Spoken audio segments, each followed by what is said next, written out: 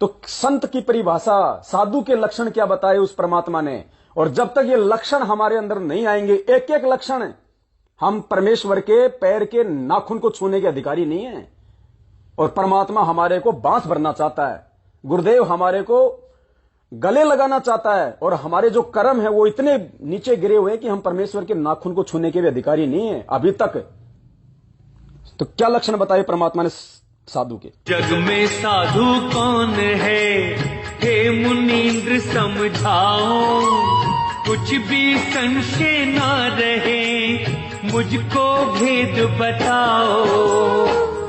साधु के लक्षण मुनींद्र वचन। साधु महिमा सुनो हनुमान, उसके संग पुरुष को जान। संशय मद और मोह न भाई, साधु की पहचान बताई। साधु पुरुष समरथ है वो ही, राग द्वेष सुख दुख नहीं कोई। ये लक्षण ही साधु कहाते, ये साधु ही अगम घर पाते। जीते दोनों इंद्रिय व मन को, छोड़े ना जो पूर्ण ज्ञान को। तत्व प्रकृति और ये सब माया, इनको जीते तो साधु कहाया। काम क्रोध वालो अहंकार, वही साधु जो इन्हें ले मार। साधु बनना सरल न भाई, साधु रूप में बड़ी कठिनाई। हार जीत व मान अपमान, इनको छोड़े तो साधु जान। शील संतोष दया मन लावे, क्षमा गरीबी साधु कहावे। प्रेम प्रीति धीरज गुण पावे, निर्मल ज्ञानी साधु कहावे। हनुमान ये साधु स्वभाव, ये साधन तो साधु हो आप। साधु लक्षण तुम्हें सुनाए, ऋषि मुनि कोई जान न पाए। साधु की महिमा है सांची, साधु वचन से हमसे बाची। साधु इच्छा न मान की होती, साधु की मति ऐसी होती। कोई नहीं है साधु समान, अगम निगम का उसको ज्ञान। तन मन धन को साधा जिसने, दुर्बुद्धि को खो दिया जिसने। वो ही जग में साधु कहावे, नहीं तो जग में व्यर्थ गवावे।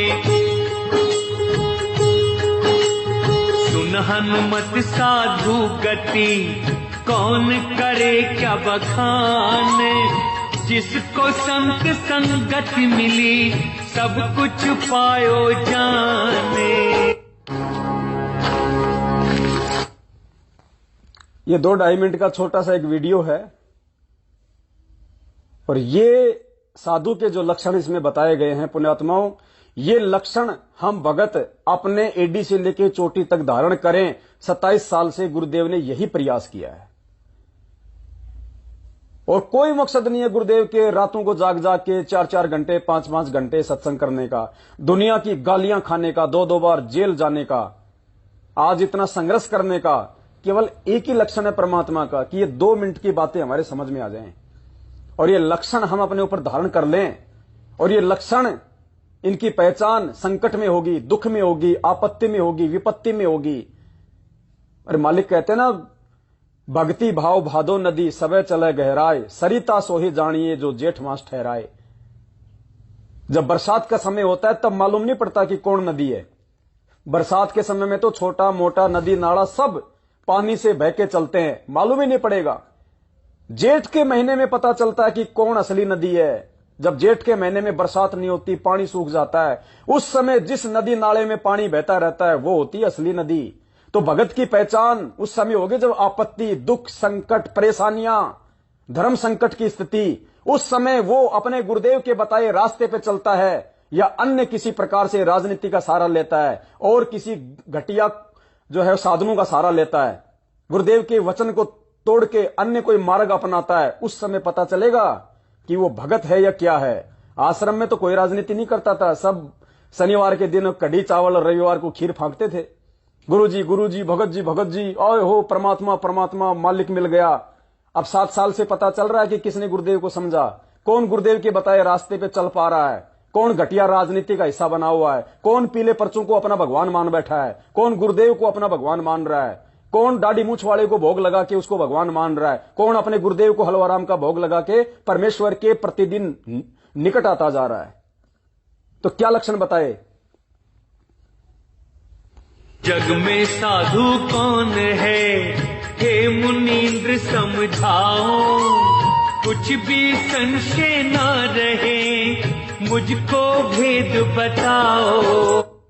ये वार्ता जब परमेश्वर त्रेता युग में आए थे मुनिंद्र ऋषि का रूप बना के, तो हनुमान जी और मुनिंद्र ऋषि के रूप में उस कबीर परमेश्वर के बीच में वार्ता हो रही है। तो हनुमान जी ने उनसे ये बातें ये पूछी थी कि जग में साधु कौन है, जग में कौन भगत है, असली संत कौन है।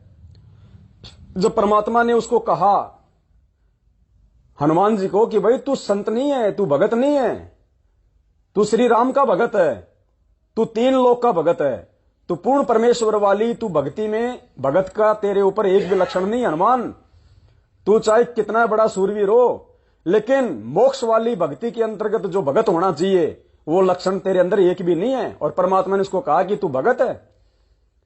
अरे तूने कितने लोगों को मौत के घाट उतार दिया वहां पे। अरे भगत तो चींटी को नहीं मार सकता, भगत तो चींटी को भी नहीं वो सता सकता, और तूने लंका में जाके लाखों को मार दिया। तू भगत है। वो पाप वो किसके सिर लगेगा हनुमान? तेरे सिर लगेगा। ये राम नहीं लेगा अपने ऊपर, राम तो खुद अपने भोगेगा जो उसने करोड़ों मार दिए, और तू अपने भोगेगा। वो 84 लाख में जाएगा, तू 84 लाख में जाएगा। तब हनुमान की आंखें फटी की फटी रह गई और कहा कि परमात्मा फिर संत कौन होता है, फिर भगत कौन होता है, लक्षण क्या है फिर उस भगत के। और पुण्यात्माओं ये जो वार्ताएं हो रही है उस समय, ये वार्ताएं सिर्फ आज आप और हमें समझाने के लिए हो रही हैं, क्योंकि ये परमात्मा ही सामने वाले के अंदर प्रेरणा करता है, जिसके कारण वो सवाल पूछता है। और वो सवाल इस परमात्मा ने आज पिछली पीढ़ी के लिए चुने। तो उन्होंने कहा कि जग में साधु कौन है, हे मुनिंद्र समझाओ, कुछ भी संशय ना रहे, मुझको भेद बताओ। कि उसको जानने के बाद मेरा कति संशय समाप्त हो जाए कि भगत होता कौन है, लक्षण क्या है। साधु के लक्षण मुनींद्र वचन, साधु महिमा सुनो हनुमान, उसके संग पुरुष को जान, संशय मद और मोह न भाई, साधु की पहचान बताई। क्या कहा परमात्मा ने? साधु महिमा सुनो हनुमान, उसके संग पुरुष को जान। यानी जिस भगत के मैं तेरे को लक्षण बता रहा हूं, यदि किसी भगत के अंदर अगर वो लक्षण होंगे, वो गुण होंगे, तो उसके संग पुरुष को जान। वो परमात्मा सदा उस भगत के साथ में रहेगा। क्या कहते हैं परमात्मा हमें नित्य नियम में? गुरु भगता मम आत्म सोई, और वाक्य हृदय में रहूं समोई। परमात्मा ने कहा कि जो अपने गुरु जी का भगत होगा, तो गुरु जी ने तो भगत के कुछ लक्षण बताए, पहचान बताई। अगर उन पहचान में, उन लक्षणों में अगर कोई खरा उतरेगा, तो वो क्या कहलाएगा? वो गुरु जी का भगत है। और अगर ऐसा कोई गुरु जी का भगत है जो गुरु जी की प्रत्येक मर्यादा में, गुरु जी के प्रत्येक आदेश में, प्रत्येक नियम में चलेगा, तो कहते हैं मैं केवल उसी भगत के हृदय में रहूंगा, क्योंकि वो असली भगत होगा। तो गुरुदेव ने हमें क्या समझाना चाहा कि उन भगत के क्या लक्षण है? साधु महिमा सुनो हनुमान, उसके संग उस परमात्मा को जान, संशय मद और मोह ना भाई। संशय कौन सा संशय? इस परमेश्वर के प्रति उसके मन में फिर कोई संशय नहीं होगा। सृष्टि रचना सुनने के बाद में, उस अमरलोक के विषय में जानकारी अपने गुरुदेव के मुखारविंद से सुनने के बाद में, उसको दुनिया वाले नकली संत, नकली पंथ, आड़ोसी पाड़ोसी, पंडित, काजी, मुल्ला, कोई कितना ही संशय पैदा करना क्यों ना चाहे। तेरा गुरु भगवान है तो जेल में क्यों बैठा है? तेरा गुरु तो पहले इंजीनियर था, तेरे गुरु का मेरे गुरु का खेत तो एक सवात है। मुझे अच्छे से पता है कि तेरे गुरु जी का काहे का भगवान है, फलाना दिखना, शराब पीता था, बीड़ी पीता था, मेरे गांव का था। कहते हैं ये भक्ति लेने के बाद अगर कोई भगत होगा, ये ज्ञान सुनने के बाद कि ऐसा ज्ञान आज तक सृष्टि में किसी गुरु ने किसी को नहीं दिया, ये भेद आज तक किसी ने आके इस पृथ्वी पे नहीं खोला। कहते हैं ऐसा ज्ञान, ऐसी सृष्टि रचना सुनने के बाद, ऐसे अनमोल सत्संग सुनने के बाद, अगर किसी व्यक्ति के मन में काल चाहे लाख प्रयास करे उस गुरु के प्रति, उस सतगुरु के प्रति मन में संशय पैदा करने की। अगर किसी व्यक्ति के मन में वो संशय पैदा नहीं होता है किसी भी कारण से, चाहे कोई कितना ही, चाहे कोई सामने वीडियो क्यों ना दिखा दे, सामने चाहे कोई वीडियो क्यों ना दिखा दे कि देख तेरा गुरु इस लड़की के साथ में निर्वस्त्र नंगा बैठा हुआ, देख वीडियो चला दे, पुण्यात्मा, उस समय भी आपके मन में संशय नहीं होना चाहिए और आपको यही विचार आने चाहिए कि नालायक, मेरा गुरु परमात्मा है और जितनी भी इस धरती पे स्त्री पुरुष हैं सब उसकी आत्मा, उसके बच्चे हैं। अरे नालायक, यहां पे तो तू वीडियो दिखा रहा है, ये आदमी को स्त्री के साथ नहीं, एक बाप अपनी बेटी के साथ बैठा हुआ है। अरे नालायक, जब 2 साल की बेटी होती है, बाप उसको नंगा करके उसको नहलाता है बाथरूम में, तो क्या तेरे मन में कोई संशय पैदा होती है? तो नालायक, तू जो मुझे दिखा रहा है ये बाप है, ये आदि अनादि है, सतगुरु आदि अनादि है, सतगुरु मध्य है मूल, सतगुरु को सिजदा करूं एक पलक नहीं भूल। सतगुरु पूर्ण ब्रह्म है, सतगुरु आप अलेख, सतगुरु रमता राम है, या में मीन ना मेघ। ये सभी आत्माओं का उत्पत्ति करता है, हम तो इसके बच्चे हैं। अगर कोई 100 साल का भी है तो भी वो गुरुदेव के लिए 2 दिन का बच्चा है। तो नालायक, जो तू दिखा रहे ना, ये एक परमात्मा अपनी आत्मा के साथ बैठा हुआ है, उसको ज्ञान समझा रहा होगा नालायक, और तेरे जैसे मंद बुद्धि की परमात्मा परीक्षा ले रहा होगा कि इसके मन में क्या भाव उठते हैं। तो पुण्यात्माओं, इस प्रकार से कोई भी संशय किसी भी प्रकार का इस सतगुरु रामपाल जी भगवान के प्रति हमारे मन में तो क्या, हमारे आसपास भी नहीं आना चाहिए। तो परमात्मा कहते हैं कि सबसे पहला लक्षण क्या है उसका? संशय। भक्ति और भगवान के प्रति, सतगुरु के प्रति जिसके मन में रति भर भी संशय ना हो पैदा किसी भी कारण से, चाहे काल भगवान धरती पे उतर के आ जाए, वो भगत का सबसे पहला लक्षण बताया। मद, आलस्य नहीं होना चाहिए भगत को किसी भी प्रकार का, कोई सेवा में, कोई भक्ति में, अपने सतगुरु के आदेश की पालना में, किसी भी प्रकार का उसको कोई मद नहीं होना चाहिए, आलस्य नहीं होना चाहिए। और मोह ना भाई, संशय, मद और मोह परमात्मा ने बताया कि इतना ज्ञान सुनने के बाद में हमारे को किसी भी चीज में मोह नहीं होना चाहिए, ना बेटा में, ना बेटी में, ना कार में, ना कोठी में, ना संपत्ति में, ना दुकान में, ना व्यापार में, ना इस दुनियादारी में। हमने केवल अपना फर्ज अदा करना है कि ये बेटा बेटी मेरे नहीं हैं। ये बेटा बेटी अगर मेरे होते तो आज से पहले कहां थे मुझे नहीं पता।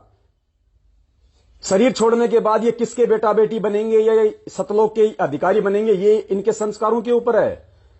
मुझे तो परमात्मा ने एक सेवा दे रखी है कि बेटा तेरे ऋण संबंधी है और मैंने तुझे सेवा दी है, तू इनका भरण पोषण कर, इनका पालन पोषण कर, ये मेरी आत्मा है और तू मेरा नौकर है। मैंने तुझे जिम्मेदारी दे रखी है इनका पेट पालन की।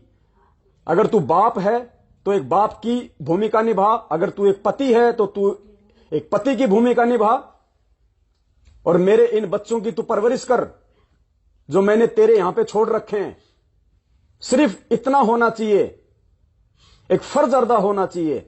उनमें मोह नहीं पैदा करना कि मेरे बेटे को मैं इंजीनियर बनाऊंगा, मेरे बेटे को मैं बिरला स्कूल में पढ़ा के डॉक्टर बनाऊंगा, और मेरा बेटा डॉक्टर बन के फिर बुढ़ापे में मेरे पैर दबाएगा, मेरी सेवा करेगा, दुनिया कहेगी देख कितना अच्छा बेटा पैदा किया। और परमात्मा कहते हैं वो बेटे को तूने डॉक्टर बना दिया, 6 महीने बाद एक्सीडेंट में मर गया, तो अब उसने दबा दिए उसने तेरे पैर। तो परमेश्वर कहते हैं कि इस भक्ति मार्ग में आने के बाद में मोह नहीं होना चाहिए। मोह अगर तेरे को रखना है इस परमेश्वर के प्रति रख। साधु माई बाप हैं, साधु भाई बंद, साधु मिलावे राम से यम के काटे फंद। तमेव माता च पिता तमेव, तमेव बंधु च सखा तमेव, तमेव सर्वे मम देव देव। अगर बेटे की भूमिका भी कोई निभाएगा बुढ़ापे में तो यही सतगुरु रामपाल जी भगवान निभाएगा। त्रिलोचन भगत की कहानी सुनी होगी ना आपने। पहाड़ पे रहता था, दस्त लग गए, नौकर गांव चला गया, परमात्मा ने उसका नौकर बनके उसकी लैट्रिन उठाई। तो नौकर की भूमिका भी ये भगवान निभाएगा अगर आवश्यकता पड़ी तो, बेटे की भूमिका भी भगवान निभाएगा जब आवश्यकता पड़ेगी। और हम जब पूर्णतया सतगुरु के भगत बन जाएंगे और पतिव्रता धर्म पे टिक जाएंगे तो पुण्यात्माओं सारी भूमिका ये भगवान निभा देगा। इसलिए असली मोह अपने गुरु के चरणों में होना चाहिए। सतगुरु सुंदर रूप अपारा, सतगुरु 3 लोक से न्यारा। सतगुरु से ज्यादा सुंदर हमने बेटा बेटी, अपने पत्नी भाई बंधु रिश्तेदार जवाइयों को ना कहना है, ना हमने उनके अंदर वो सुंदरता को वो देखना है, क्योंकि असली सुंदरता यहां है ही नहीं। ये काल का लोक है, ये डमी लोक है। इसलिए वो सुंदरता भी हमने अपने गुरु में देखनी है। सतगुरु सुंदर रूप अपारा, सतगुरु तीन लोक से न्यारा। तो वास्तविक मोह हमारा अपने सतगुरुदेव जी के प्रति होना चाहिए। भगत भाई बहनों के प्रति भी एक दूसरे का किसी का मोह नहीं होना चाहिए। बार बार उसके पास जाना, उठना, बैठना, उसी से ज्यादा लगाव करना नहीं। वो लगाव केवल ज्ञान तक सीमित होना चाहिए कि मैं इससे कुछ सीखूं, मुझे कुछ मालूम पड़े अपने गुरुदेव के विषय में, गुरुदेव के ज्ञान के विषय में, मैं भी इसके जैसा बनने का प्रयास करूं, अपने गुरुदेव का असली दास बनने का प्रयास करूं। असली मोह इस परमेश्वर में, क्योंकि मालिक ने कह दिया जहां आशा तहां वासा होई, मन कर्म वचन सुमरियो सोई। अंत समय में जहां तेरी आशा होगी इतनी सी भी, वही काल तुझे पटक देगा। और अंत समय में अगर सतगुरु में आशा रही कंप्लीटली तो सतलोक में पटक देगा परमात्मा। तो साधु महिमा सुनो हनुमान, उसके संग पुरुष को जान, संशय मद और मोना भाई, साधु की पहचान बताई। साधु पुरुष समरथ है वो ही, राग द्वेष सुख दुख नहीं कोई।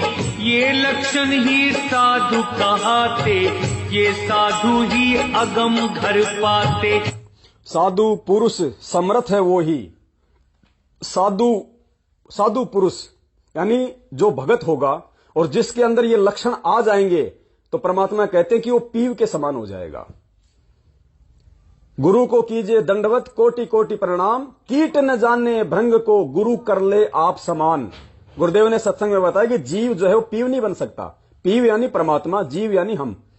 तो गुरुदेव ने कहा कि जीव जो है वो पीव नहीं बन पाएगा, लेकिन अगर उसने वो लक्षण अपने अंदर धारण कर लिए तो पीव के जैसा बन जाएगा। जैसे गुरुदेव ने कहा कि चुंबक तो चुंबक होती है, लेकिन लोहा यदि काफी समय तक उसके संपर्क में रहता है और फिर उसको लोहे को चुंबक से हटा दिया जाए तो उसमें भी चुंबक वाले थोड़े बहुत गुण आ जाते हैं। वो लोहा भी दूसरे लोहे को अपने से चिपकाने लग जाता है। वो चुंबक नहीं बन सकता, लेकिन चुंबक के उसके अंदर वो गुण आ जाते हैं।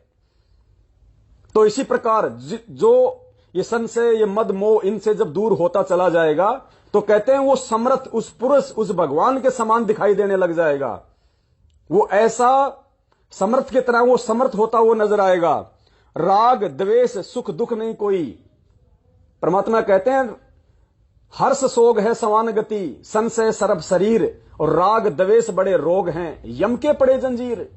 और मालिक कहते हैं एक शत्रु एक मित्र है, भूल पड़ी रे प्राण, यम की नगरी जाएगा शब्द हमारा मान। तो राग द्वेष और ईर्ष्या पुण्यात्माओं ये तो सबसे बड़े शत्रु हैं।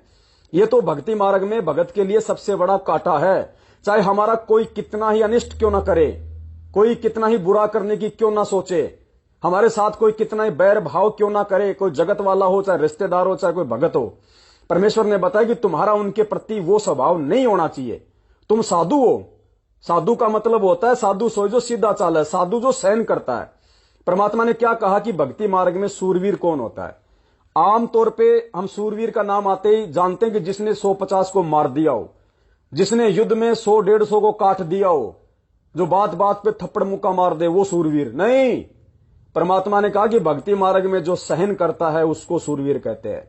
जो संघर्ष करता है सच्चाई के लिए उसको सूरवीर कहते हैं। लोगों को जो मार दे, जो काट दे, उसको कायर कहते हैं, उसको मूर्ख कहते हैं। वो नरक की खानी में जाता है। और मालिक ने कहा कि सूरवीर वो होता है भक्ति मार्ग में जो सहन करता है। कोई आपको तो गाड़ी निकाल दे, आपने सहन कर लिया, परमात्मा कहते हैं तेरा मानसिक वो तप बन जाएगा। तेरे को 2 थप्पड़ मार दिए, तू चुप रहा, ये तेरा शारीरिक तप है क्योंकि तूने सहन किया। तू सूरवीर है परमात्मा का असली। भगवान ने सूरवीर बन के दिखाया। 2 बार जेल गए, रिमांड हुआ, परमात्मा ने किसी को बद्दुआ नहीं दी। अरे वो परमात्मा संत रामपाल जी भगवान फूक मार दे तो 21 ब्रह्मांड उड़ जाएं। जाके अर्ध रूम पर सकल पसारा, ऐसा पूर्ण ब्रह्म हमारा। वो पूर्ण ब्रह्म कोई और नहीं है, कोई सतलोक में नहीं है, इसार जेल में बैठा हुआ जिसके आधे बाल के बराबर पूरी सृष्टि नहीं है। और वो परमात्मा 2 कोटि के जीवों का अपने ही बच्चों के रिमांड के दौरान डंडे खा रहा है और उनको बद्दुआ तक नहीं दे रहा। तो ये सूरवीर कौन हुआ? वो लक्षण उस परमेश्वर में। और वो लक्षण जब तक हम अपने अंदर नहीं लेके आएंगे, हम उस परमेश्वर के भगत कहना लेके लायक नहीं बन सकते। ये तो परमात्मा ने बताया हर्ष शोक है समान गति। ये तो वो कुत्ते वाली गति है। तेरे को गाली निकाली, तूने 4 ठोक दी, तेरे को थप्पड़ मारा, तूने 2 और मार दिए। ये राग द्वेष ईर्ष्या, ये परमात्मा ने ये कुत्ते के लक्षण बताए, भगत के लक्षण नहीं है। तो परमात्मा ने कहा साधु पुरुष समर्थ है वो ही, राग द्वेष सुख दुख नहीं कोई। सुख और दुख, भगत समभावी होता है। गुरुदेव ने बताया भगत समभावी होता है। अगर मान लीजिए अगर आप सुख में आप मौज मस्ती कर रहे हो, दुख में अपना मुंह लटका के बैठ गए, तो परमात्मा कहते हैं वो तो कुत्ते वाली गति है। अगर प्यार से अगर तेरे को अगर वो पुचकार आगे तो तू उसके आगे पूंछ हिला रहा है, उसने कहा कि हट तो तू भों भों कर रहा है, तो कहते हैं वो कुत्ते वाली गति है। वो तो जो भगत होता है सुख दुख लाभ हानि में एक जैसा होता है, उसको कोई दुख कोई तकलीफ नहीं होती। चाहे जेल में बैठ के भगवान का भजन करे, चाहे महल में बैठ के भगवान का भगत वो करे भजन, भगत के लिए हर जगह एक समान होती है। उसको ज्ञान हो जाएगा कि 21 ब्रह्मांड पूरा एक जेल है, महल भी जेल है, महल तो उस जेल से भी ज्यादा बड़ी जेल है। अरे जेल में तो थोड़ी सुख सुविधा मिलती है, महल में तो ज्यादा मिलती हैं, ज्यादा भौतिक सुख सुविधाएं, काल ज्यादा फांसेगा। तो परमेश्वर ने कहा कि जो सुख दुख में एक जैसा रहेगा वो असली भगत होता है, लक्षण होते हैं भगत के। ये लक्षण ही साधु कहाते, ये साधु ही अगम घर पाते। इस प्रकार के लक्षण जिस आत्मा में उस तत्वदर्शी संत के सत्संग सुन के आने शुरू हो जाएंगे, परमात्मा कहते हैं ये साधु ही अगम घर पाते, सतलोक की प्राप्ति, मोक्ष की प्राप्ति ऐसा व्यक्ति ही कर सकता है। जीते दोनों इंद्रिय व मन को, छोड़े ना जो पूर्ण ज्ञान को। तत्व प्रकृति और ये सब माया, इनको जीते तो साधु कहाया। जीते दोनों इंद्रिय और मन को, ये आप सबको पता है जो इंद्रियां हैं। तो कौन सी इंद्री को यहां पे जीतने की बात कही जा रही है? जो पांचों हमारी जो इंद्रियां हैं, काम क्रोध मद लोभ अहंकार। और वैसे भी जैसे जो भगत होता है, परमात्मा ने कहा कि उसको चाहे रूखा सूखा खिला दो, चाहे उसको लाडू जलेबी और हलवा खिला दो, वो ना तो उनमें कमी निकालेगा ना उनको ज्यादा स्वादिष्ट बताएगा। क्योंकि भगत के लिए वो जो इंद्री का जो वो कर्म है, क्योंकि जीभ भी हमारी एक इंद्री है, जीभ जो है वो खट्टा मीठा वो जो है नमकीन का हमारे को बताती है। तो जो भगत होता है, परमेश्वर ने बताया कि उसको चाहे रूखा सूखा दे दो, चाहे उसको हलवे मालपुए दे दो, उसके लिए तो दोनों समान है। वो किसी में कोई अंतर कोई भेदभाव नहीं करेगा। जिस प्रकार पांडवों की उस यज्ञ में जब हमारे कबीर परमात्मा सुदर्शन के रूप में गए, तो द्रौपदी ने कितना अच्छा भोजन बनाया, कचौड़ी पकौड़ी समय से लाडू जलेबी 56 प्रकार के। भगवान ने उसका अहंकार तो तोड़ना था और आज हमारे को यह दिखाना था। परमात्मा ने सबको एक जगह गोल मथोड़ कर लिया और 5 ग्रास बना लिए। तो परमेश्वर ने वहां पे हमें क्या एग्जाम्पल दिया कि भगत को ज्यादा स्वादिष्ट की तरफ नहीं बढ़ना है।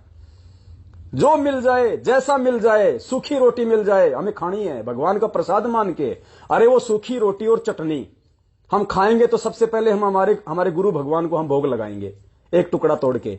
अरे जब गुरु भगवान ने मना नहीं किया सूखी रोटी खाने से, नालायक तू क्यों नाक चढ़ा रहा है? तो इस प्रकार से साधु को संभावी होना है इंद्रियों को लेके। फिर दूसरी बात, जब ये ज्ञान हो जाए तो परमात्मा ने कहा कि जब आपके मान लीजिए आपकी शादी हो गई, आपके बाल बच्चे हो गए, उस स्थिति के बाद अगर आपको ज्ञान है तो आपने फिर जो है भाई और बहन के रिश्ते में आ जाना। फिर पुण्यात्माओं, ये दास जो बातें बोल रहा है ये उतनी बोलेगा जितना, क्योंकि दास आपको पहले भी बोलता है बार बार, ये मार्ग इस परम पिता इस परमात्मा का है। करनी तज कथनी कथे अज्ञानी दिन रात, कुत्ते जू भौंकत फिरे सुनी सुनाई बात। ये लोखा सोखा खाने की इस दास को बचपन से भी अगर मेरे माँ बाप ने अगर मुझे बाजरे की 3 दिन की रोटी दे दी और उसको अगर मतलब आग में सेक के अगर उसके ऊपर थोड़ी सी वो चटनी भी रख दी तो दास ने बड़े प्यार से खाई है। ये भक्ति में आने की तो बाद की बात है। उससे पहले भी दास के अंदर ये नहीं था कि मैं ये सब्जी, आज तक का मेरा रिकॉर्ड है। चलो मेरे माँ बाप की तो छोड़ो, सन 1998 में दास की शादी हो गई थी। मेरी भक्तमती तो है मेरे साथ में, जो आज जो है मतलब भाई और बहन का हमारा जो है वो रिश्ता है। आप उससे कभी पूछ लेना, आज तक अगर जिंदगी में मैंने कभी उससे अगर किसी सब्जी की अगर डिमांड की हो तो कभी कहा हो कि गेहूं की रोटी बना दे, बाजरे की रोटी बना दे, हलवा बना दे, खिचड़ी बना दे। रिकॉर्ड है इस दास का। जैसा दे दिया मेरे को, प्याज और रोटी दे दी, दास ने खा लिया, पी के पानी सो गया। कभी नहीं कहा कि आज सब्जी क्यों नहीं बनाई, सब्जी घर में थी फिर सब्जी क्यों नहीं बनाई, नहीं। हलवा मिल गया, दास ने हलवा खा लिया चुपचाप। ये आज से नहीं, ये पहले से हैं। और ये जो इंद्रिय वाला जो है, ये तो अब तो परमात्मा ने दया कर दी। दास के तो वैसे भी 18 साल का बच्चा है, बड़ा वाला, छोटा जो है मतलब 13 साल का है। तो अब दास को अगर पहले भगवान का ज्ञान मिल जाता, दास तो पहले ही इस गंदगी से कोसों दूर हो जाता।